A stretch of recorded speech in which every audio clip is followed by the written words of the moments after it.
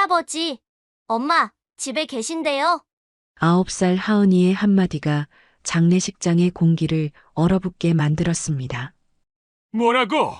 78세 김도연 회장의 손이 지팡이 위에서 떨렸어요. 어제 엄마가 전화하셨어요. 서영 외숙모한테는 말하지 말라고 하셨거든요. 그 순간 며느리 윤서영의 얼굴이 하얗게 변했습니다. 하은아, 엄마는 이미 돌아가셨어. 슬픔 때문에 헛것을 보는 거야. 서영의 목소리가 떨렸어요. 하지만 아이는 흔들리지 않았죠. 아니에요. 엄마 목소리 낮아요. 하은이의 외침에 조문객들이 술렁거렸습니다. 도연의 시선이 며느리에게 꽂혔어요. 50년 사업 경험이 알려주고 있었죠. 뭔가 크게 잘못되었다고. 여러분도 이런 경험 있으시죠? 가족 중 누군가 거짓말을 하고 있다는 걸 직감으로 느낀 순간 말이에요. 어디서 보고 계신지 댓글로 남겨주세요. 시간은 사흘 전으로 거슬러 올라갑니다. 10월의 찬바람이 대한그룹 회장 저택에 넓은 마당을 휩쓸고 지나갔습니다. 평소라면 고요했을 이곳에 오늘은 검은 상복을 입은 사람들이 조용히 모여들었죠. 김도연 회장의 외동딸 김지윤 상무가 교통사고로 세상을 떠났다는 소식이 전해진 지 사흘째였습니다. 저택 정문에서부터 현관까지 이어진 자갈길 양옆으로 하얀 국화꽃 화환들이 줄지어 놓여 있었어요. 그 사이로 검은 리무진들이 한 대씩 들어와 조문객들을 내려주고 있었습니다. 대한그룹 임원들, 협력업체 대표들, 정재계 인사들이 모두 무거운 표정으로 저택 안으로 발걸음을 옮기고 있었죠. 저택 안거실에는 하얀 국화꽃으로 둘러싸인 영정사진이 놓여 있었어요. 42살의 지훈이 환하게 웃고 있는 모습이었습니다. 회사 임원 시절 촬영한 사진이었는데 그녀의 밝은 미소가 지금의 무거운 분위기와 대조를 이루고 있었어요. 그 앞에서 78세의 김도연 회장은 지팡이에 의지한 채 굳은 표정으로 서 있었죠. 도연의 얼굴은 깊게 파인 주름 사이로 세월의 무게가 고스란히 드러나 있었어요. 평생 강철 같은 의지로 대한그룹을 이끌어온 그였지만 지금은 그저 자식을 잃은 늙은 아버지일 뿐이었습니다. 회장님, 깊은 조의를 표합니다. 조문객들이 하나둘 다가와 인사를 건넸습니다. 도연은 고개만 끄덕일 뿐 말이 없었어요. 몇 년 전 아들 지훈을 교통사고로 잃은 뒤였는데 이번엔 딸까지 떠나보내야 했으니까요. 평생 회사 일에만 매달려 살았던 그에게 이제 남은 건 9살 손녀 하은뿐이었습니다. 그런데 이상했어요. 며느리 윤서영은 상주 역할을 하면서도 눈물 한 방울 흘리지 않았거든요. 검은 한복을 단정히 차려입은 그녀는 오히려 조문객들을 맞으며 차분하게 대응하고 있었습니다. 고생 많으셨습니다. 멀리서 와주셔서 감사해요. 서영의 목소리에는 슬픔보다 냉정함이 묻어났어요. 마치 회사 업무를 처리하듯 능숙하게 상황을 관리하고 있었죠. 그런 그녀의 모습을 지켜보던 도연의 미간이 살짝 찌푸려졌습니다. 도연은 50년 넘게 사업계에서 살아오면서 수많은 사람들을 만나왔어요. 진짜 슬픔과 가짜 슬픔을 구별하는 눈이 있었죠. 서영의 행동에는 뭔가 어색한 구석이 있었습니다. 아버님, 서영이 도연에게 다가왔어요. 그녀의 얼굴에는 위로보다 경계심이 스쳐 지나갔습니다. 언론사 기자들이 곧 올 예정입니다. 표정 관리 좀 부탁드려요. 그룹 이미지가 중요하니까요. 도연의 손이 지팡이 위에서 떨렸어요. 딸을 잃은 아버지에게 회사 이미지부터 걱정하라니. 이게 위로하는 며느리가 할 말이었을까요? 서영아, 지금이 그런 얘기할 때냐? 죄송하지만 현실적으로 생각해야죠. 지훈 아가씨가 떠난 이상 이제 제가 그룹을 책임져야 합니다. 아버님도 연세가 있으시니까요. 서영의 말에는 미묘한 확신이 담겨 있었어요. 마치 이 순간을 오래전부터 준비해온 것처럼 말이죠. 도연은 그런 며느리를 바라보며 뭔가 석연치 않은 기분을 느꼈습니다. 저택 한쪽에서는 대한그룹 보안이사 강태준이 조용히 상황을 지켜보고 있었어요. 평소보다 긴장한 표정이었죠. 그는 서영과 눈이 마주칠 때마다 미묘한 신호를 주고받는 것 같았습니다. 한편 도연의 오랜 비서인 박상호는 조문객들을 안내하면서도 계속 주변을 살피고 있었어요. 30년 넘게 회장을 보좌해온 그의 직감에도 뭔가 이상한 기운이 감지되고 있었거든요. 그때였어요. 구석 소파에 조용히 앉아있던 하은이가 일어나 외할아버지에게 다가왔어요. 아이의 눈가는 붉어져 있었지만 표정은 또렷했습니다. 검은 원피스를 입은 9살 소녀는 어른들의 복잡한 시선들 사이에서도 당당하게 걸어왔죠. 외할아버지. 하은이의 작은 손이 도연의 큰 손을 잡았어요. 아이의 따뜻한 체온이 그의 차가운 손끝으로 전해졌죠. 뭐가 궁금하니 하은아. 도연이 무릎을 굽혀 손녀와 눈높이를 맞췄습니다. 아이의 맑은 눈동자 속에는 어른들이 놓친 무언가가 담겨 있었어요. 외할아버지, 엄마. 집에 계신데요? 하은이의 말에 도연의 심장이 쿵 하고 뛰기 시작했어요. 아이가 뭘 말하려는 건지 감이 왔거든요. 어젯밤에 엄마가 전화하셨어요. 하은아, 외숙모한테는 말하지 말라고 하셨거든요. 그 순간 거실의 공기가 얼어붙었습니다. 조문객들의 웅성거림도 향 타는 소리도 모든 게 멈춰버린 것 같았어요. 도연의 시선이 서영에게 천천히 돌아갔죠. 서영의 얼굴이 하얗게 질렸어요. 평소 침착하던 그녀가 처음으로 당황하는 기색을 보였습니다. 하은이가 슬픔 때문에 헛것을 보는 게 아닐까요? 아이들은 그럴 수 있어요. 서영이 억지로 미소를 지으며 말했지만 그녀의 목소리는 미세하게 떨리고 있었어요. 도연은 50년 넘게 사업을 해오며 수많은 거짓말을 구별해낸 경험이 있었거든요. 하은아, 엄마가 정말 전화했니? 네, 외할아버지. 엄마 목소리 맞아요. 금방 집에 갈 테니까 기다리라고 하셨어요. 아이의 목소리는 확신에 차 있었습니다. 거짓말을 모르는 9살 아이의 순수한 증언이었죠. 도연의 시선이 다시 서영에게 꽂혔어요. 그녀는 이미 한 걸음 뒤로 물러서며 조용히 휴대폰을 꺼내고 있었습니다. 죄송합니다. 급한 업무 연락이 와서요. 서영이 서둘러 자리를 뜨려 했지만 도연의 낮은 목소리가 그녀를 붙잡았어요. 서영아, 잠깐만. 회장의 목소리에는 지금까지 느껴본 적 없는 차가운 기운이 흘렀습니다. 78년을 살아온 노인의 직감이 무언가 단단히 잘못되었다고 경고하고 있었거든요. 장례식장의 무거운 분위기 속에서 그 누구도 예상하지 못한 진실의 첫 번째 실마리가 풀리기 시작했습니다. 장례식이 끝난 다음 날 아침, 대한그룹 본사 회장실에는 어제와는 전혀 다른 분위기가 흘렀습니다.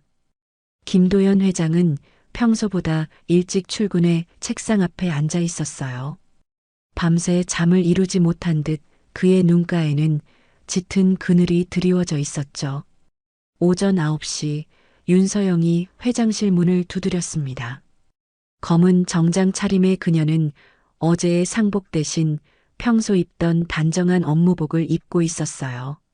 손에는 두꺼운 서류 봉투를 들고 있었죠.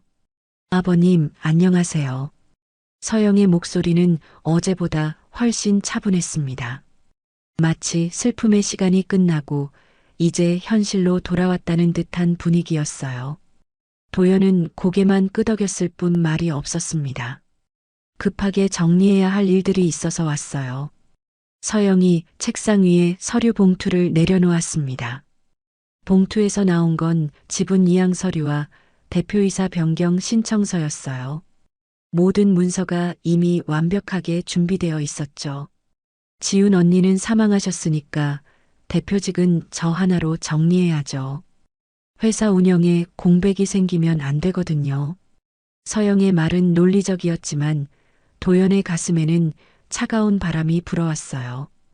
딸의 시신이 아직 차갑게 식지도 않았는데 벌써 지분 이야기를 꺼내다니. 게다가 그녀의 준비가 너무 철저했거든요. 서영아, 이게 뭐 하는 짓이냐? 도연의 목소리에는 억압된 분노가 깔려 있었어요. 하지만 서영은 전혀 주눅들지 않았습니다. 아버님, 감정적으로 접근하시면 안 됩니다. 지금 대한그룹 주가가 얼마나 흔들리고 있는지 아세요? 언론에서도 후계 구조에 대해 의문을 제기하고 있어요. 서영은 준비한 또 다른 서류를 꺼냈습니다. 신문 기사들과 증권가 분석 자료들이었어요.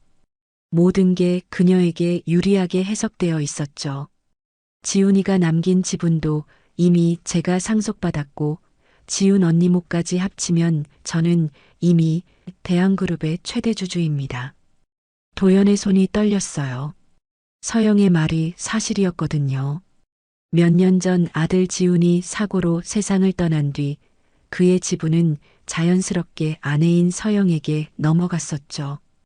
이제 딸 지훈까지 잃게 되면 서영이 실질적인 경영권을 갖게 되는 상황이었습니다. 아무래도 아버님 연세도 있으시고 이제는 젊은 사람이 그룹을 이끌어야 할 때가 온 것 같아요. 서영의 말투에는 더 이상 며느리의 겸손함이 없었어요.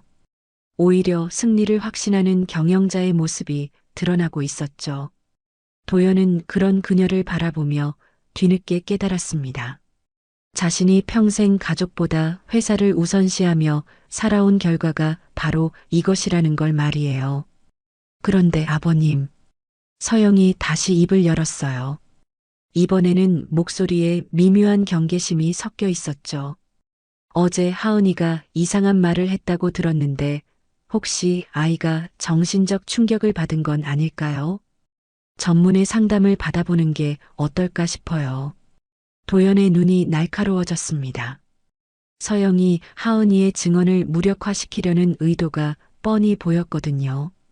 하은이는 괜찮다. 그 아이 말을 함부로 하지 마라. 물론 저도 하은이를 사랑하죠. 그래서 더 걱정되는 거예요. 아이가 엄마를 너무 그리워한 나머지 환청이나 환상을 보는 건 아닐까 해서요. 서영의 말은 그럴듯했지만 도연에게는 위험한 신호로 들렸어요. 하은이까지 건드리려 한다는 의미였거든요. 한편 집에서는 하은이가 혼자 엄마 방에 앉아 있었습니다. 아이는 어제 밤부터 계속 이상한 걸 발견하고 있었어요. 엄마 방 한 구석에 있던 작은 컴퓨터에서 희미한 불빛이 깜빡이고 있었거든요. 하은이는 그 불빛을 기억하고 있었어요. 몇 달 전 엄마가 그걸 설치하면서 했던 말을 떠올렸죠. 하은아, 이건 엄마가 만든 특별한 등대야. 세상의 소리를 듣는 등대라고 할까? 혹시 엄마한테 무슨 일이 생기면 이 등대가 신호를 보낼 거야. 당시에는 엄마의 농담인 줄만 알았어요. 그런데 지금 그 등대가 실제로 신호를 보내고 있었습니다. 하은이는 조심스럽게 컴퓨터 가까이 다가갔어요. 작은 LED 불빛이 일정한 간격으로 깜빡이고 있었죠. 아이는 엄마가 컴퓨터를 할 때 옆에서 지켜본 기억을 떠올렸습니다. 엄마는 항상 백업이 중요하다고 말하면서 여러 곳에 자료를 저장해 두곤 했거든요. 혹시 이 서버에 엄마가 살아있다는 증거가 있을까요? 그때 집으로 돌아온 도연이 하은이가 있는 지훈의 방으로 올라왔어요. 손녀가 서버 앞에 앉아 있는 모습을 보자 가슴이 뜨끔했습니다. 하은아, 뭘 보고 있니? 외할아버지, 엄마가 말했던 등대예요. 지금도 신호를 보내고 있어요. 하은이가 서버를 가리켰습니다. 도연은 평소에는 관심 없던 그 작은 기계를 자세히 들여다봤어요. 분명히 전원이 들어와 있고 무언가 작동하고 있었죠. 엄마가 이런 걸 만들어뒀구나. 도연은 딸 지훈이 얼마나 철저한 사람이었는지 새삼 깨달았습니다. 회사에서도 항상 대비책을 마련해두는 스타일이었거든요. 혹시 이 서버에 중요한 정보가 저장되어 있을 수도 있겠다는 생각이 들었어요. 하은아, 외할아버지가 이걸 한번 확인해 볼게. 너는 아래층에서 기다리고 있을래. 하은이가 방을 나간 뒤 도연은 곧바로 비서 박상호에게 전화를 걸었습니다. 상호야, 집으로 와라. 그리고 컴퓨터 전문가도 데려와. 30여 분 뒤 박상호가 IT 전문가와 함께 저택에 도착했어요. 박상호는 도연을 30년 넘게 보좌해온 충실한 비서였죠. 회장의 복잡한 표정을 보자 무슨 일인지 대충 짐작할 수 있었습니다. 회장님, 무슨 일이시죠? 상호야, 어제 하은이가 한 말 기억하지? 지훈이가 전화했다고 했던 거 말이야. 박상호의 표정이 진지해졌어요. 그도 어제 장례식장에서 벌어진 일들을 지켜봤거든요. 혹시 서영 이사가 뭔가 숨기고 있는 건 아닐까 해서 이 서버를 한번 확인해 보자. IT 전문가가 서버를 분석하기 시작했습니다. 몇 분 뒤 그의 얼굴에 놀라운 표정이 떠올랐어요.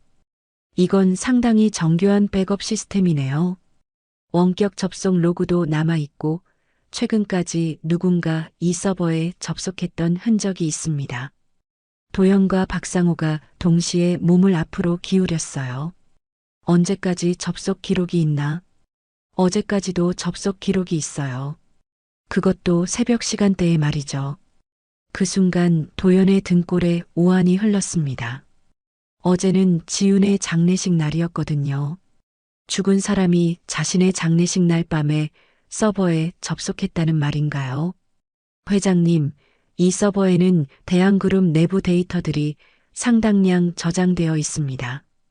회계자료, 인사기록, 그리고 IT 전문가가 말을 잠시 멈췄어요. 그리고 뭐가 있나? 보안 카메라 영상들도 백업되어 있네요. 상당히 오래된 것들까지 포함해서 말이죠. 도연의 눈에 차가운 빛이 돌기 시작했습니다. 딸 지훈이 얼마나 치밀하게 모든 걸 준비해뒀는지 이제야 알 것 같았어요. 상호야, 내가 지시하는 대로 해라. 회사 모든 보안 시스템을 다시 점검하고 삭제된 영상들도 모조리 복구해라. 박상우가 고개를 끄덕였습니다. 회장의 목소리에서 오랜만에 듣는 차갑고 결단력 있는 톤이 느껴졌어요. 이 집안의 악취가 어디서부터 퍼졌는지 밝혀야겠네. 도연의 눈에는 이미 회장의 냉철함이 돌아오고 있었습니다.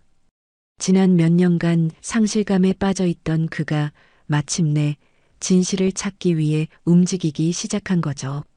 서영이 모르는 사이에 그녀가 그토록 철저하게 숨기려 했던 비밀들이 하나씩 수면 위로 떠오르기 시작했습니다. 박상호가 IT 전문가와 함께 본격적으로 서버 분석에 들어간 지 이틀이 흘렀습니다.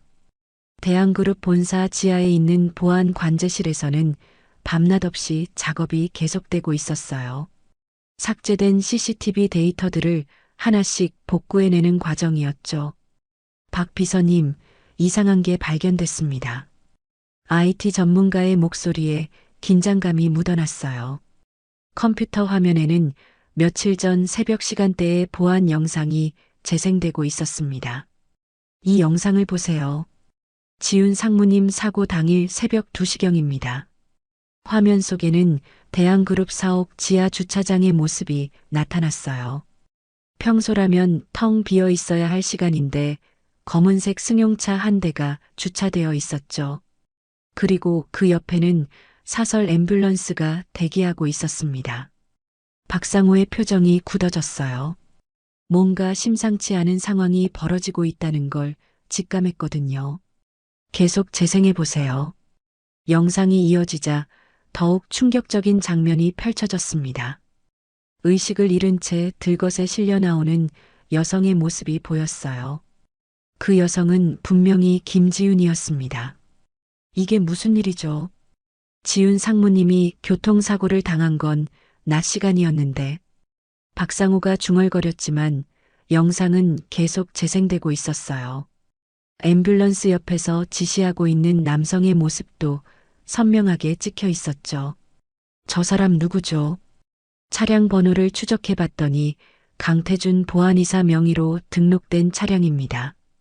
박상우의 등골에 차가운 바람이 불었어요. 강태준은 대한그룹 보안이사이면서 동시에 윤서영과 가까운 사이로 알려진 인물이었거든요. 이 영상을 회장님께 보여드려야겠네요. 1시간 뒤 도연 회장은 자신의 서재에서 복구된 CCTV 영상을 지켜보고 있었습니다. 화면 속에서 의식을 잃은 딸이 앰뷸런스에 실려가는 모습을 보자 그의 손이 떨리기 시작했어요.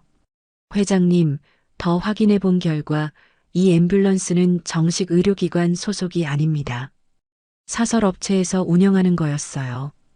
박상호의 말에 도연의 얼굴이 하얗게 변했습니다. 딸이 교통사고를 당한 게 아니라 누군가에 의해 의도적으로 납치된 거라는 의미였거든요. 그럼 지훈이는 지금 살아있을 가능성이 높습니다. 하은이가 말한 전화도 사실이었던 것 같아요. 도연은 의자에 기대어 두 눈을 감았습니다.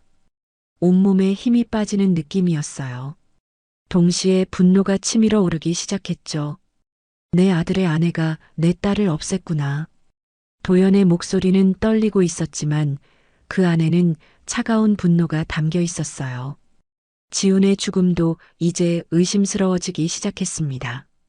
정말 단순한 교통사고였을까요? 회장님, 더 조사해봐야 할 것들이 있습니다. 지훈 도련님 사고 당시 자료도 다시 확인해 보겠습니다.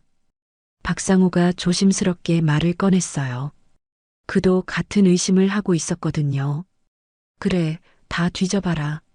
이 집안에 뭔 일이 벌어졌는지 낱낱이 밝혀내야겠어. 도연의 목소리에는 오랜만에 회장다운 결단력이 돌아오고 있었습니다.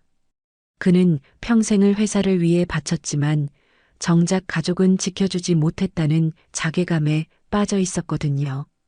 그때 서재 문이 열리며 하은이가 들어왔어요. 아이의 맑은 눈동자는 외할아버지의 변화를 금세 알아챘습니다. 외할아버지, 무슨 일 있어요? 얼굴이 안 좋아 보여요. 하은이가 도연의 무릎 앞에 앉으며 그의 큰 손을 작은 손으로 감쌌어요. 아이의 따뜻한 체온이 전해지자 도연의 마음이 조금 편안해졌습니다. 하은아, 외할아버지가 엄마를 찾아줄게. 약속한다. 정말요? 엄마가 어디 있는지 알아냈어요? 아이의 눈에 희망의 빛이 돌았어요. 도연은 손녀의 머리를 쓰다듬으며 다짐했습니다. 이제는 회장이 아닌 아버지로서, 할아버지로서 행동해야 할 때라고 말이죠. 외할아버지, 우리 엄마 꼭 찾자요. 내가 도와드릴게요. 하은이의 진심 어린 말에 도연의 가슴이 뭉클해졌어요. 9살 아이가 이런 상황을 다 이해하고 있다는 게 기특하면서도 안쓰러웠거든요. 하은아, 그런데 이 일은 서영 외숙모한테는 절대 말하면 안 된다. 알겠지? 네, 알겠어요. 엄마도 그렇게 말했거든요. 그 순간 도연은 결심했습니다. 이제까지는 며느리라는 이유로 서영을 믿어왔지만 이제는 달랐어요. 그녀가 얼마나 교활하고 치밀한 사람인지 깨달았거든요. 다음 날 아침 윤서영이 평소처럼 회장실을 찾아왔습니다. 손에는 또 다른 업무 서류들을 들고 있었어요. 아버님, 안녕하세요. 오늘도 좋은 아침이네요. 서영의 목소리는 평소와 다름없이 밝았습니다. 마치 아무 일도 없었다는 듯이 말이죠. 하지만 도연의 눈에는 이제 그녀에 가면 뒤에 숨겨진 진짜 모습이 보이기 시작했어요. 서영아, 앉아라. 도연이 평소보다 차분한 목소리로 말했습니다. 서영은 별일 아니라는 표정으로 의자에 앉았어요. 혹시 지훈이 사고 당일 밤에 뭔 일이 있었는지 기억나니? 도연의 질문에 서영의 표정이 순간 굳어졌어요. 하지만 금세 평소의 표정을 되찾았죠. 그날 밤은 너무 충격받아서 잘 기억이 안 나요. 아무래도 지훈 언니 소식을 듣고 나서 정신이 없었거든요. 서영의 대답은 매끄러웠지만 도연의 예리한 눈은 그녀의 미세한 변화를 놓치지 않았어요. 그럼 강태준 이사와는 언제 마지막으로 만났니? 이번에는 서영의 얼굴이 확연히 굳어졌습니다. 예상하지 못한 질문이었거든요. 강 이사요? 업무적으로는 자주 만나지만 개인적으로는 왜 갑자기 그런 걸 물으세요? 서영의 목소리에 미묘한 떨림이 섞였어요. 도연은 그 변화를 포착했습니다. 별일 아니야. 그냥 궁금해서. 도연이 태연하게 대답했지만 내심으로는 확신을 굳히고 있었어요. 서영과 강태준 사이에 뭔가 있다는 걸 말이죠. 아, 그리고 서영아, 하은이 교육 문제 때문에 며칠 시골 할머니 댁에 보내려고 하는데 어떻게 생각하니? 갑자기요? 하은이는 여기 있어야 하는 거 아닌가요? 엄마를 잃은 아이를 혼자 보내면. 서영이 당황하며 반대 의견을 내비쳤어요. 하은이가 없어지면 불편해진다는 표정이었죠. 아이가 너무 충격을 받은 것 같아서 환경 바꿔주는 게 좋을 것 같다고 의사가 그러더군. 그럼 제가 더 신경 써서 돌보겠습니다. 하은이를 멀리 보낼 필요는 없어요. 서영의 반응을 보며 도연은 확신했습니다. 하은이가 알고 있는 뭔가를 서영이 두려워하고 있다는 걸 말이죠. 서영이 회장실을 나간 뒤 도연은 박상호를 불렀습니다. 상호야, 이제 본격적으로 움직여야겠어. 어떻게 하시겠습니까? 서영이가 모르게 지훈이의 행방을 찾아야 해. 그리고 강태준의 모든 동선을 추적해라. 박상우가 고개를 끄덕였어요. 회장의 목소리에서 오랜만에 듣는 결연한 의지가 느껴졌거든요. 회장님, 위험할 수도 있습니다.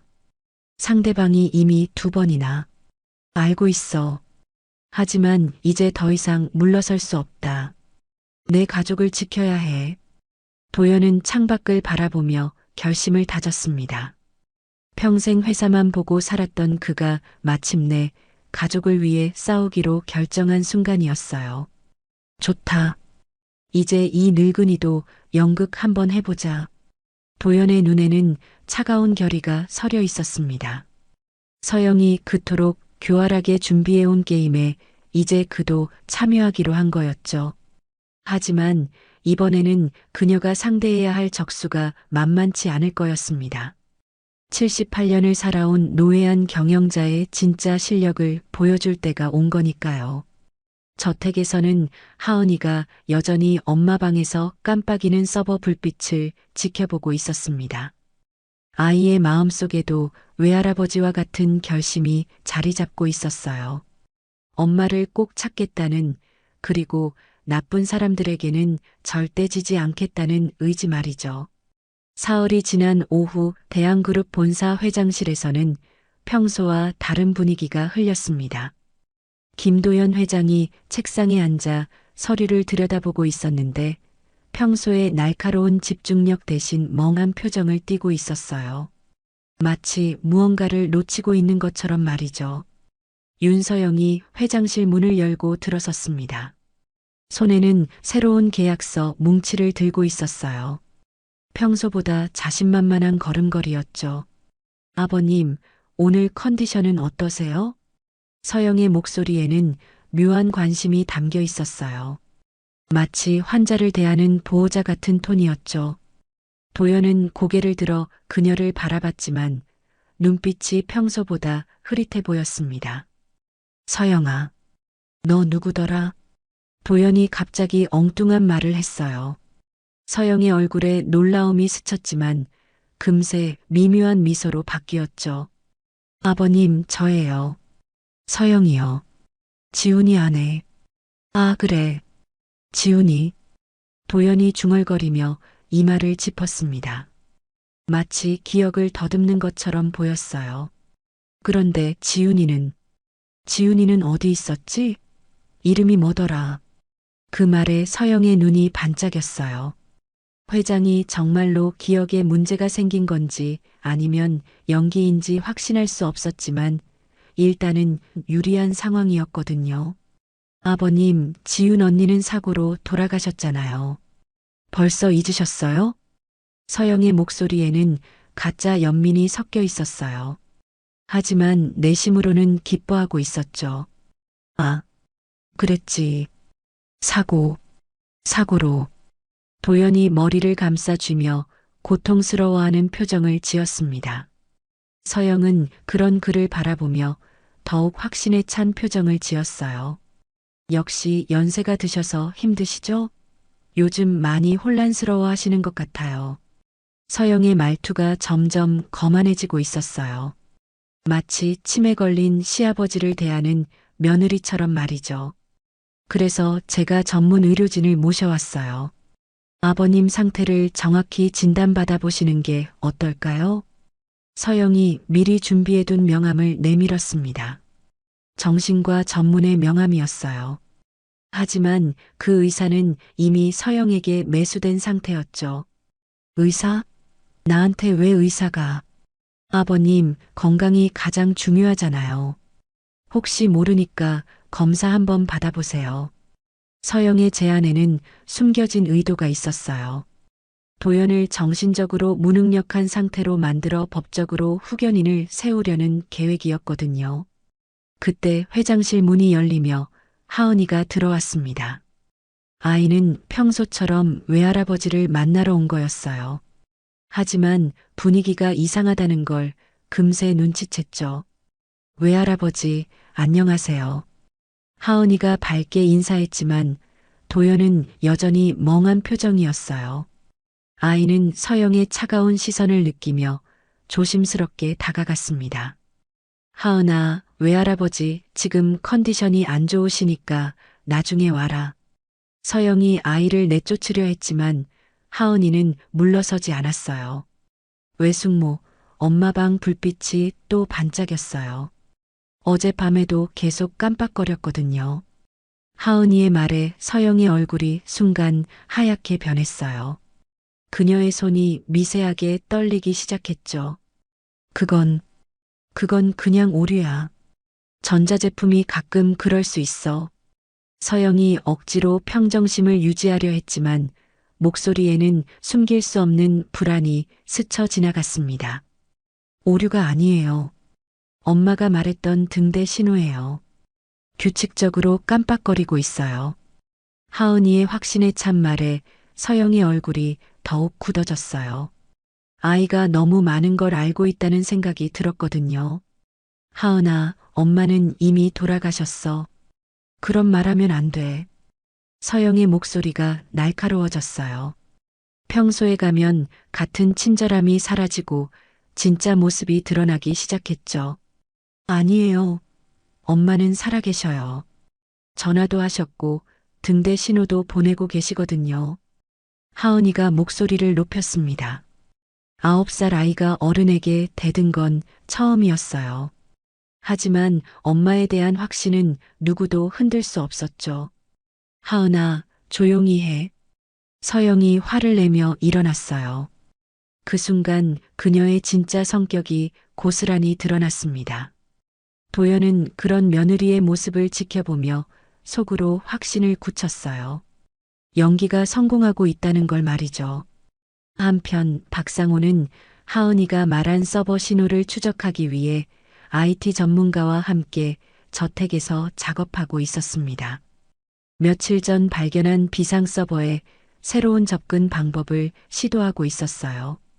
박 비서님, 신호 패턴을 분석해 봤는데 이건 단순한 오류가 아니에요. IT 전문가가 흥미로운 발견을 보고했어요. 어떤 의미인가요? 모스 부호 같은 규칙성이 있어요. 누군가 의도적으로 신호를 보내고 있는 것 같습니다. 박상호의 가슴이 뛰기 시작했어요. 하은이의 말이 정말 맞았던 거죠. 그럼 이 신호를 해독할 수 있을까요? 시간이 좀 걸리겠지만 가능할 것 같아요. 그런데 더 중요한 걸 발견했습니다. IT 전문가가 다른 화면을 가리켰어요. 서버에 숨겨진 폴더가 새롭게 발견된 거였죠. 이 폴더는 특별한 암호로 보호되어 있는데 최근에 누군가 접근한 흔적이 있어요. 누가 접근했을까요? IP 주소를 추적해 봤더니 외부에서 원격 접속한 기록이 있습니다. 박상우가 숨을 삼켰어요. 그 말은 지훈이 정말 살아있다는 의미일 수도 있었거든요. 폴더 안에 뭐가 들어있는지 확인할 수 있나요? 암호를 풀어야 하는데. 잠깐, 이거 이상하네요. IT 전문가가 갑자기 놀란 표정을 지었어요. 뭔가 잘못됐나요?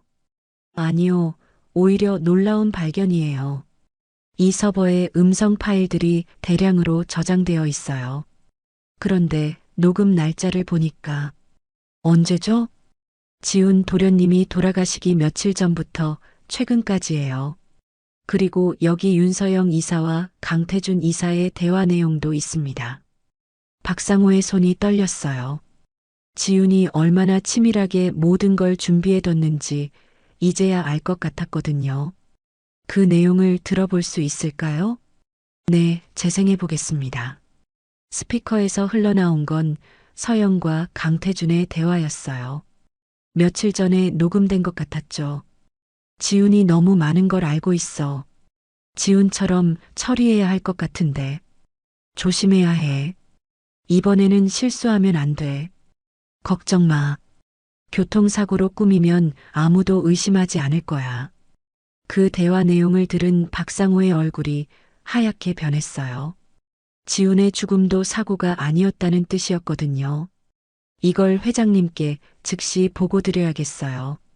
1시간 뒤 도연은 서재에서 녹음 파일을 듣고 있었습니다. 아들과 딸을 모두 잃게 만든 진범들의 목소리를 직접 듣자 온몸에 분노가 치밀어 올랐어요. 이 악마들이. 도연의 목소리는 떨리고 있었지만 그 안에는 차가운 결의가 담겨 있었어요. 회장님, 이제 어떻게 하시겠습니까? 일단 지훈이부터 찾아야 해. 이 녹음만으로는 법적 증거로 부족할 수 있거든. 도연이 침착하게 상황을 분석했어요. 오랜 경영 경험이 이런 때 빛을 발하는 거였죠. 그리고 상호야, 서영이한테는 계속 내가 기억을 잃어가는 것처럼 연기해야 해. 그래야 그녀가 방심하고 실수를 할 테니까. 알겠습니다. 위험하실 텐데 괜찮으시겠어요? 괜찮아. 이미 내 가족을 지키지 못한 실패한 아버지야. 이제라도 제대로 해야지. 도연의 눈에는 결연한 의지가 서려 있었습니다. 서영과 강태준이 그토록 교활하게 짜놓은 함정에 이제 그들 자신이 빠져들게 만들 계획이었거든요. 하지만 그 전에 반드시 딸 지훈을 찾아내야 했어요. 시간이 얼마 남지 않았다는 걸 직감하고 있었거든요. 저택에서는 하은이가 여전히 엄마 방에서 깜빡이는 불빛을 지켜보고 있었습니다. 아이의 마음속에는 엄마가 보내는 신호를 끝까지 지켜내겠다는 의지가 불타오르고 있었어요. 이틀 뒤 아침 윤서영은 대한그룹 의료센터에서 정신과 전문의 이경우와 마주 앉아 있었습니다. 그녀가 며칠 전부터 공들여 섭외한 의사였어요. 이 의사의 진단서만 있으면 도연 회장을 법적으로 무력화시킬 수 있었거든요. 선생님, 진단서 준비는 다 되셨죠? 서영의 목소리에는 확신이 넘쳤습니다. 이미 충분한 대가를 지불한 상태였거든요. 네, 치매 초기 진단으로 작성했습니다. 경영 판단 능력 상실이라고 명시했어요. 이경우 의사가 서류를 건네며 말했어요. 그의 표정에는 약간의 죄책감이 스쳐 지나갔지만 서영이 제시한 금액 앞에서는 양심을 접을 수밖에 없었죠. 이 진단서만 있으면 이사회에서 회장직 사퇴 안건을 통과시킬 수 있겠네요. 서영이 만족스럽게 웃으며 서류를 받았어요. 이제 마지막 단계만 남았습니다. 도연을 완전히 무력화시키고 하은이까지 조용히 만드는 일이었죠. 오후에 서영은 저택으로 돌아가 하은이를 찾았습니다. 아이는 여전히 엄마 방에서 시간을 보내고 있었어요. 서영은 평소보다 부드러운 표정을 지으며 다가갔죠. 하은아, 외숙모가 할 말이 있어.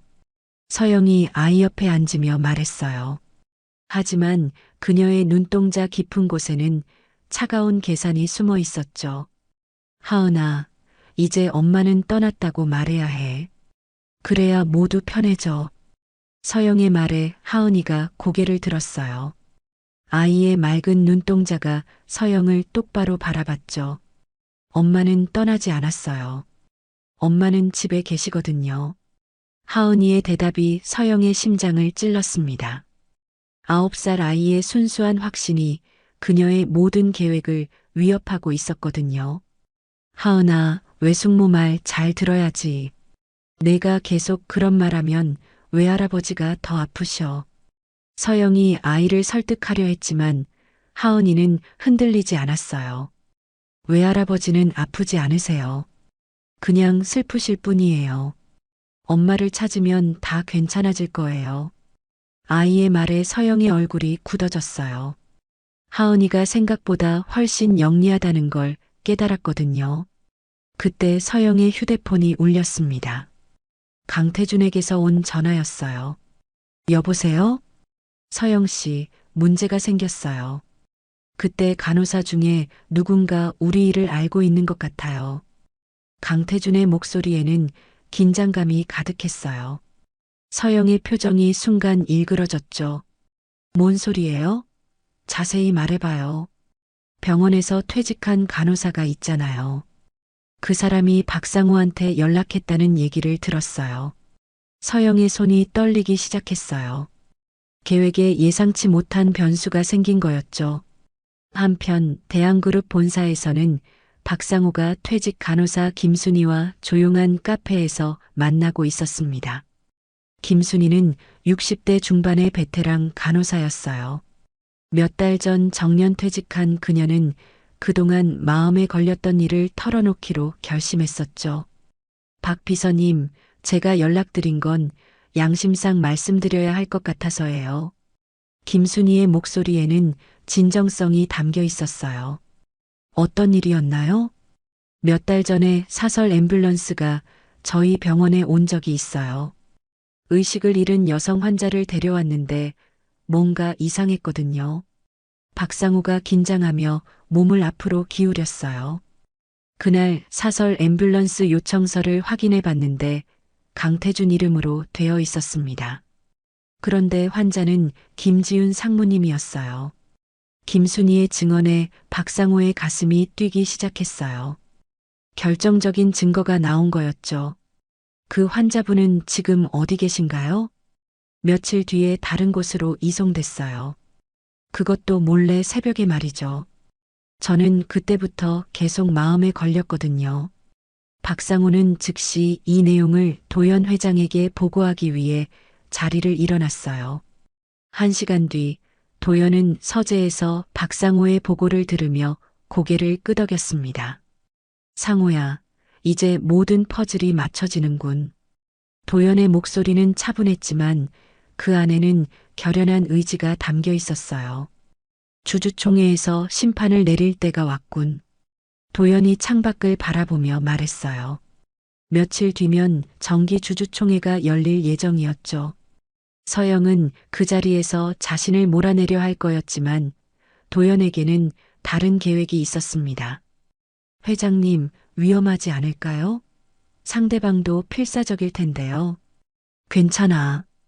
이미 모든 준비는 끝났어. 이제 진실을 밝힐 시간이야. 도연의 눈에는 냉철한 판단력이 돌아와 있었어요. 며느리의 배신에 상처받은 노인이 아니라 50년 경영 경험을 쌓은 회장의 모습이었죠. 그날 밤 서영은 강태준과 함께 마지막 계획을 점검하고 있었습니다. 내일이면 주주총회였고 그 자리에서 도연을 완전히 몰아낼 예정이었거든요. 모든 준비 끝났죠? 네, 이사들 과반수는 이미 우리 편이에요. 회장 건강 문제를 이유로 사퇴 압박하면 될 거예요. 강태준이 자신 있게 대답했어요. 하지만 그들은 모르고 있었죠. 도연이 얼마나 치밀하게 반격을 준비하고 있는지 말이에요. 저택에서는 하은이가 여전히 엄마 방을 지키고 있었어요. 아이는 내일이면 모든 게 끝날 거라는 걸 직감하고 있었죠. 서버의 불빛이 평소보다 더 빠르게 깜빡이고 있었거든요. 엄마, 내일이면 외할아버지가 다 해결해 주실 거예요. 하은이가 서버를 바라보며 중얼거렸어요. 아이의 마음속에는 엄마에 대한 믿음과 외할아버지에 대한 신뢰가 가득했죠. 복수의 무대가 완성되었습니다. 내일이면 모든 진실이 드러날 거였어요. 서영과 강태준이 그토록 교활하게 쌓아 올린 거짓의 성이 무너지는 순간이 다가오고 있었죠. 하지만 그 전에 마지막 반전이 기다리고 있었습니다. 다음 날 오전 10시 대한그룹 본사 대회의실에는 주주총회를 위해 모인 사람들로 가득했습니다. 대형 원목 테이블 주위로 주요 주주들과 이사진들이 자리를 잡았어요. 천장에 샹들리에가 은은한 빛을 뿌리는 가운데 회의실 앞쪽 대형 스크린에는 대한그룹 로고가 떠 있었죠. 윤서영이 단상에 올라서자 회의실이 조용해졌습니다. 그녀는 어느 때보다 자신만만한 표정이었어요. 손에는 미리 준비한 발표 자료와 도연의 의학적 진단서가 들려 있었죠. 존경하는 주주 여러분, 오늘 이 자리에 모여주셔서 감사합니다. 서영의 목소리는 안정적이고 권위 있게 들렸어요. 그녀는 이미 승리를 확신하고 있었거든요. 안타깝게도 김도연 회장님께서 건강상 문제로 경영 일선에서 물러나시게 되었습니다. 의학적 진단 결과 더 이상 중요한 경영 판단을 내리시기 어려운 상태라고 합니다. 서영이 진단서를 들어보이자 몇몇 이사들이 고개를 끄덕였어요. 이미 그녀 편으로 넘어간 사람들이었죠. 따라서 이제부터 대한그룹의 새로운 대표로서 인사드립니다. 서영이 깊게 허리를 숙여 인사했어요. 그 순간 그녀의 얼굴에는 승리의 미소가 번졌죠. 마침내 꿈에 그리던 자리에 오른 거였습니다. 그런데 그때였어요.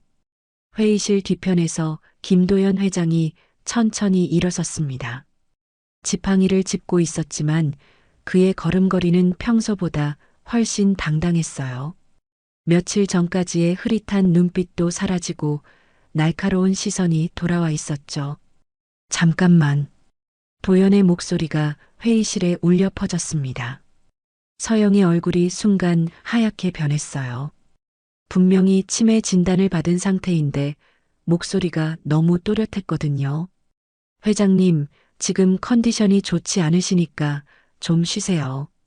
서영이 당황하며 말했지만 도연은 전혀 개의치 않고 단상 쪽으로 걸어갔어요.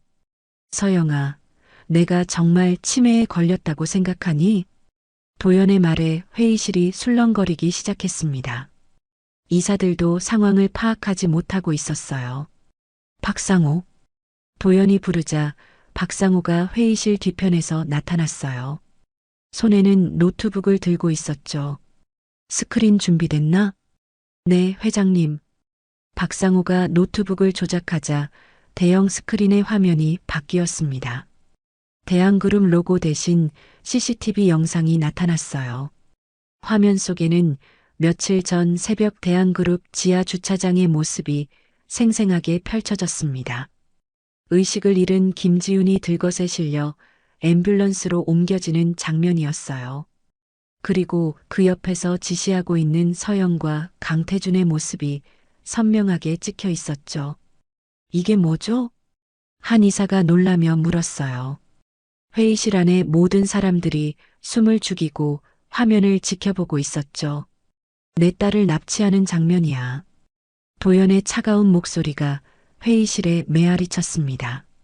서영의 얼굴이 점점 창백해졌어요. 이건 조작된 영상이에요. 지훈 언니는 교통사고로. 서영이 변명하려 했지만 영상은 계속 재생되고 있었어요. 강태준이 앰뷸런스 운전석에 타는 모습까지 선명하게 보였죠. 회의장은 혼란에 휩싸였습니다. 주주들과 이사진들이 웅성거리기 시작했어요. 지금까지 알고 있던 사실이 모두 거짓이었다는 충격 때문이었죠. 조용히 하세요. 도연이 지팡이로 바닥을 두드리며 말했어요. 회의실이 다시 조용해졌죠. 이제 너희의 가면을 벗길 시간이다. 도연이 서영을 똑바로 바라보며 말했습니다. 그의 눈에는 78년을 살아온 노인의 분노와 슬픔이 고스란히 담겨 있었어요. 그때였어요. 회의실 뒤편에서 작은 발걸음 소리가 들렸습니다. 하은이가 천천히 단상 쪽으로 걸어오고 있었어요. 아이의 손에는 작은 녹음기가 들려 있었죠. 하은아, 여기서 뭐해? 서영이 당황하며 물었어요. 아이가 이 자리에 있을 이유가 없었거든요. 외숙모, 이건 엄마가 남긴 거예요. 하은이가 녹음기를 높이 들어 보였습니다. 9살 아이의 목소리였지만 회의실 안에 모든 어른들이 집중하고 있었어요. 엄마는 안 떠났어요. 엄마 집에 계신데요. 하은이의 말에 서영의 손이 떨리기 시작했어요. 아이가 계속 그 말을 반복할 때마다 가슴이 철렁했거든요. 하은아, 그만해. 엄마는 이미. 아니에요. 이 녹음기에 다 들어있어요. 하은이가 녹음기의 재생 버튼을 눌렀습니다. 스피커에서 흘러나온 건 지훈의 목소리였어요. 하은아, 엄마가 만약 갑자기 사라지면 이 녹음을 외할아버지께 들려드려.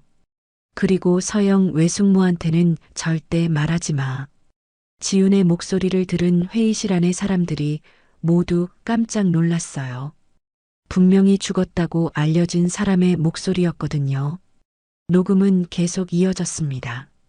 서영이 강태준과 함께 뭔가 나쁜 일을 계획하고 있어. 지훈 오빠 사고도 그들이 꾸민 거야. 내가 증거를 모으고 있는데 혹시 나한테 무슨 일이 생기면.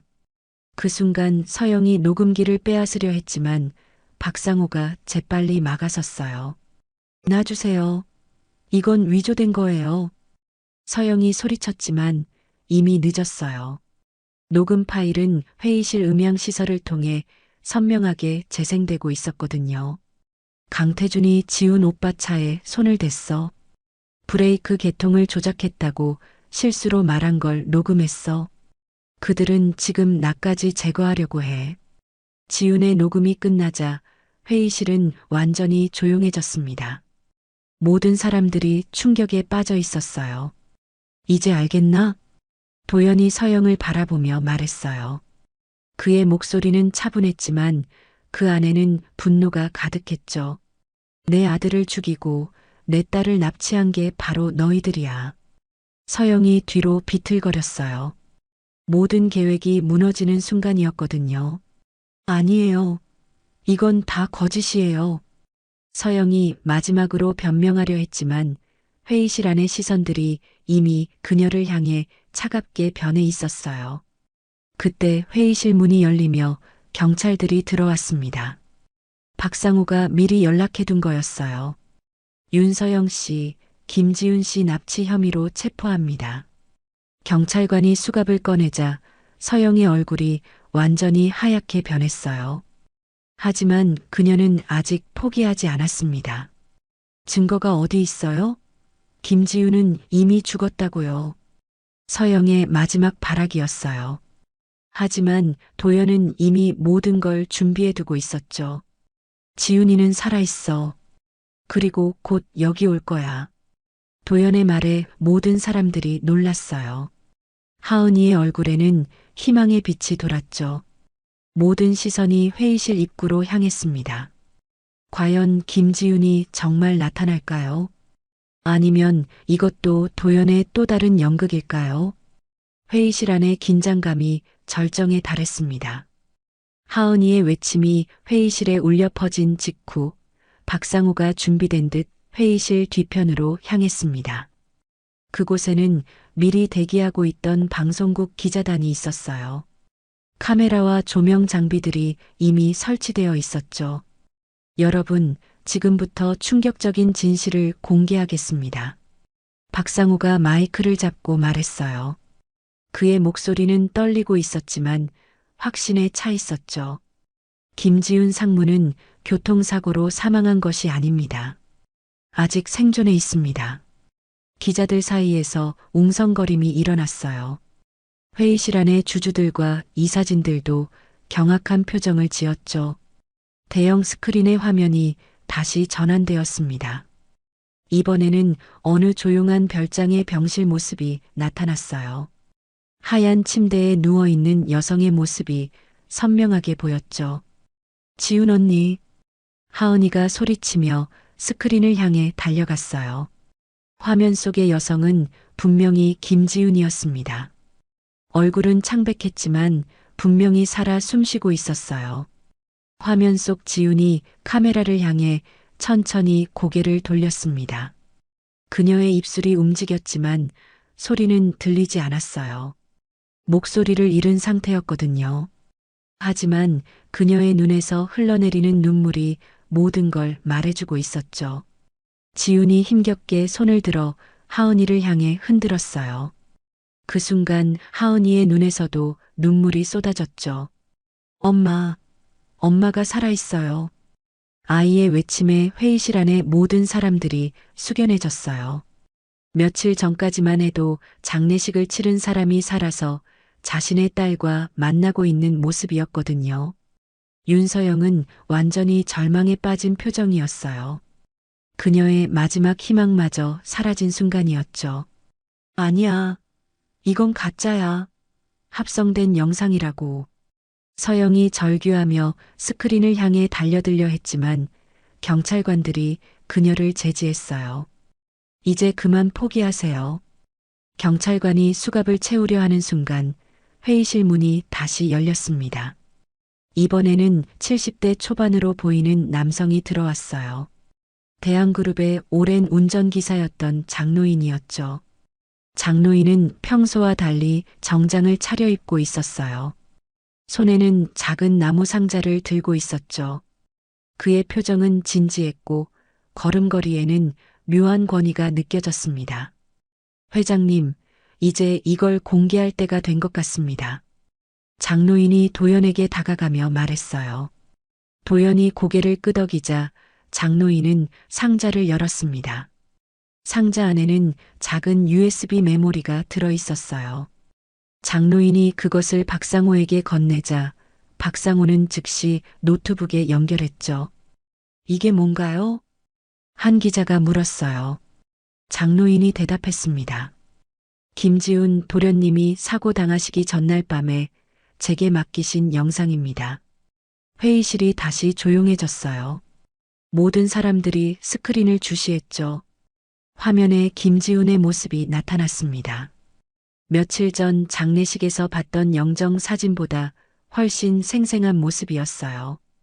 그는 자신의 서재에서 카메라를 향해 진지한 표정으로 앉아 있었죠.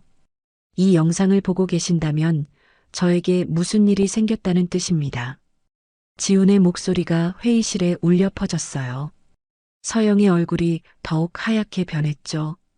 서영이가 강태준과 함께 무언가를 계획하고 있다는 걸 알게 되었습니다. 그들이 회사 자금을 빼돌리고 있을 뿐만 아니라 저를 제거하려는 계획까지 세우고 있어요. 지훈의 폭로에 회의실 안의 사람들이 경악했어요. 만약 제가 사고를 당한다면 그건 절대 우연이 아닙니다. 그리고 제 아내 서영이 그 사고의 배후에 있을 겁니다. 서영이 주저앉으며 고개를 떨었어요. 모든 게 끝났다는 걸 깨달았거든요. 영상 속 지훈이 계속 말했어요. 따라서 저는 이 영상을 통해 유언을 남깁니다. 대한그룹의 모든 지분과 경영권은 제 누이 김지훈에게 넘깁니다. 서영에게는 아무것도 상속하지 않습니다. 그 순간 회의실 안의 분위기가 완전히 뒤바뀌었어요. 지분 구조가 순식간에 달라진 거였죠. 또한 이 영상과 함께 서영과 강태준의 불법 행위에 대한 모든 증거 자료를 남겨둡니다. 장 기사님이 안전한 곳에 보관하고 계실 겁니다. 장로인이 고개를 끄덕이며 또 다른 서류 뭉치를 꺼냈어요. 그 안에는 서영과 강태준의 비리 증거들이 가득했죠. 영상이 끝나자 회의실은 완전한 침묵에 빠졌습니다. 모든 사람들이 충격에서 벗어나지 못하고 있었어요. 도연이 천천히 일어섰습니다. 그의 얼굴에는 안도감과 슬픔이 동시에 스쳐 지나갔어요. 이제 모든 진실이 밝혀졌군. 도연의 목소리는 차분했지만 그 안에는 깊은 감정이 담겨 있었어요. 경찰관들이 서영에게 수갑을 채웠습니다. 그녀는 더 이상 저항하지 않았어요. 모든 희망이 사라진 상태였거든요. 강태준은 어디 있습니까? 경찰관이 물었어요. 박상우가 대답했습니다. 이미 체포되었습니다. 별장에서 지운 상물을 감금하고 있다가 붙잡혔어요. 회의실 한쪽에서 기자들이 열심히 취재하고 있었어요. 이 사건은 곧 전국적인 뉴스가 될 거였죠. 하은이가 도연에게 달려와 그의 손을 잡았어요. 외할아버지, 이제 엄마 만날 수 있어요? 도연이 손녀의 머리를 쓰다듬으며 미소 지었어요. 오랜만에 진짜 미소였죠. 그럼 하은아, 곧 만날 수 있어. 주주들과 이사진들이 하나둘 자리에서 일어났어요.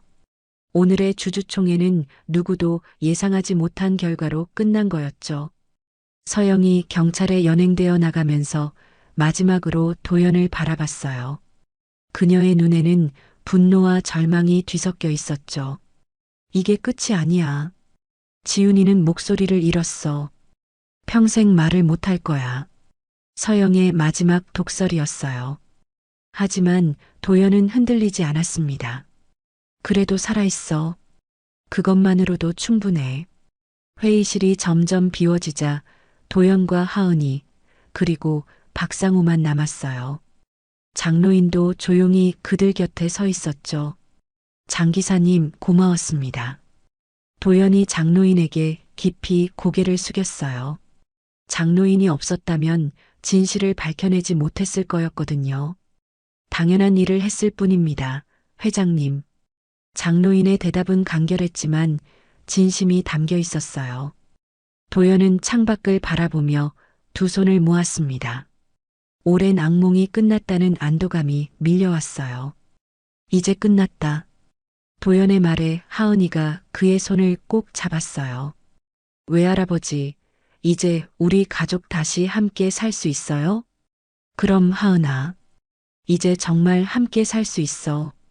회의실 밖으로는 기자들과 직원들의 소란스러운 소리가 들려왔어요.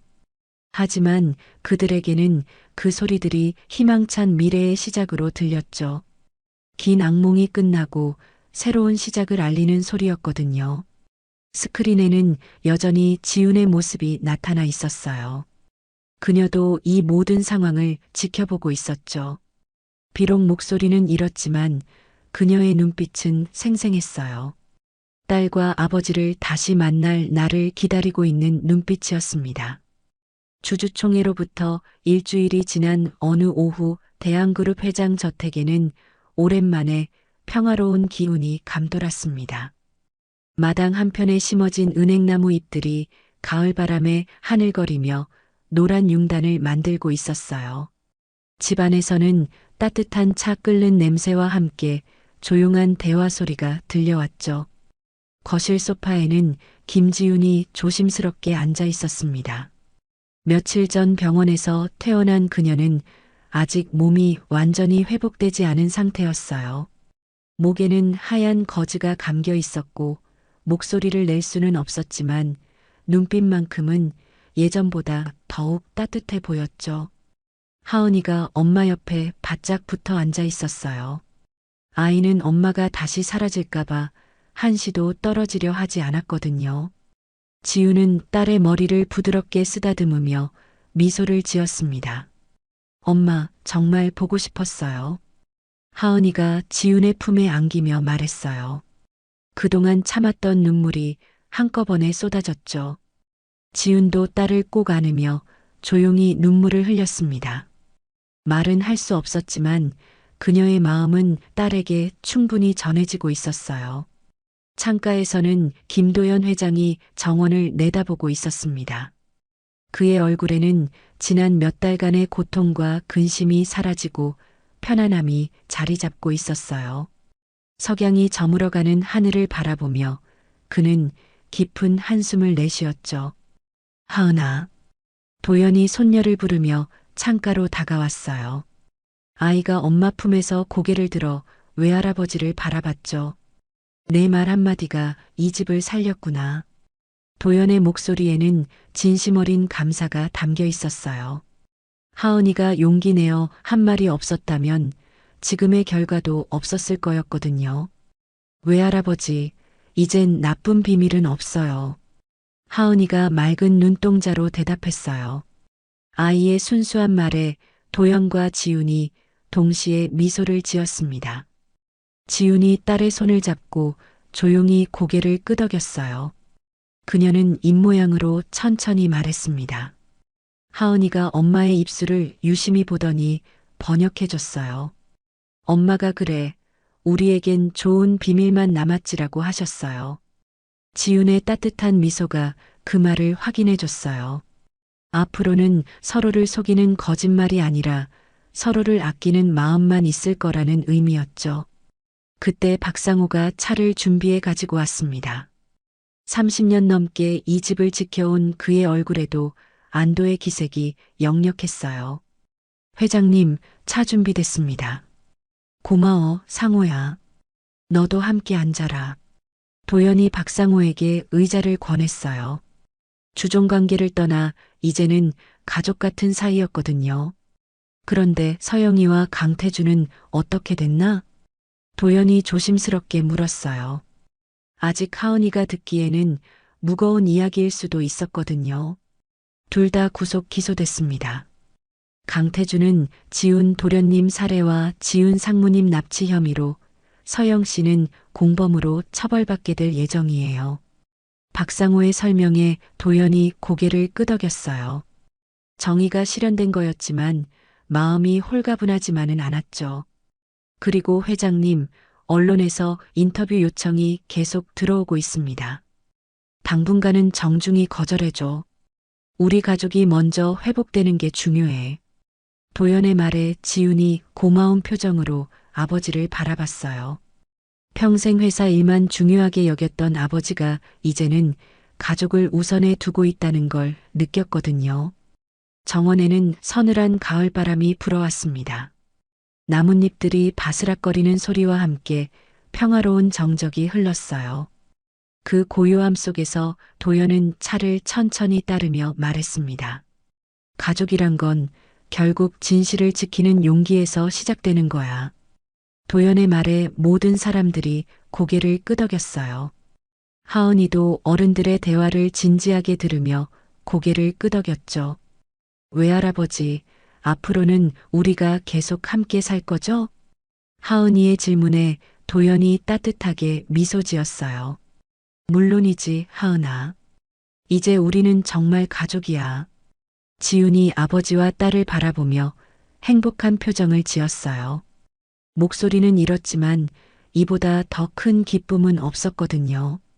해가 서서히 저물어가며 저택 거실에는 황금빛 노을이 스며들었습니다. 창문 너머로 보이는 하늘은 온통 주황색과 붉은색으로 물들어 있었어요. 그날의 노을은 유난히 따뜻하고 아름다웠죠. 엄마, 이제 매일 함께 저 노을 볼 수 있어요? 하은이가 창밖을 가리키며 물었어요.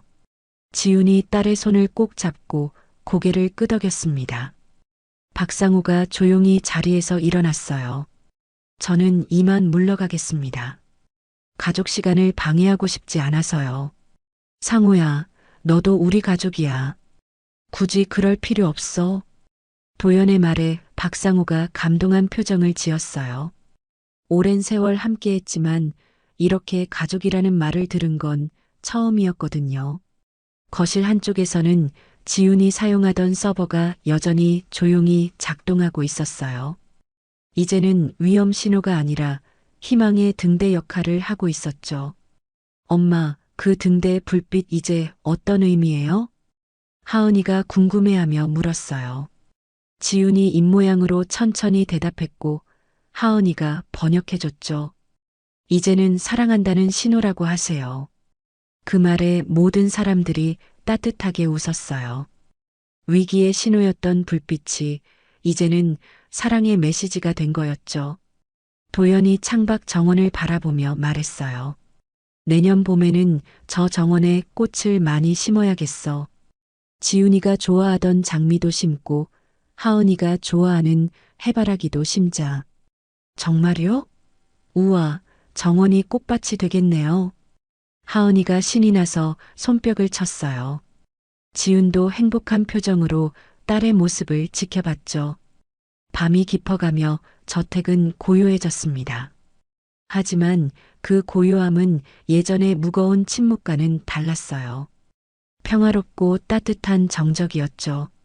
하은이는 엄마와 함께 엄마 방에서 잠들 예정이었어요. 오랜만에 엄마 품에서 안전하게 잠들 수 있는 밤이었거든요. 엄마, 정말 다시는 어디 안 가시죠? 하은이가 마지막으로 확인하며 물었어요. 지훈이 딸의 이마에 키스하며 고개를 끄덕였습니다. 도연은 서재에서 오랜만에 편안한 마음으로 책을 읽었어요. 가족을 되찾은 기쁨이 온몸에 퍼져 있었죠. 저택 밖에서는 차가운 가을바람이 불고 있었지만 집안은 따뜻했습니다. 진실이 승리하고 가족이 다시 하나가 된 이 집에는 이제 진짜 평화가 찾아온 거였어요. 그날 밤 하은이는 엄마 품에서 가장 편안한 잠에 빠져들었습니다. 악몽 같던 시간이 끝나고 새로운 시작이 기다리고 있다는 걸 꿈에서도 느낄 수 있었거든요. 저택에는 오랜만에 따뜻한 웃음소리와 행복한 기운이 가득했어요.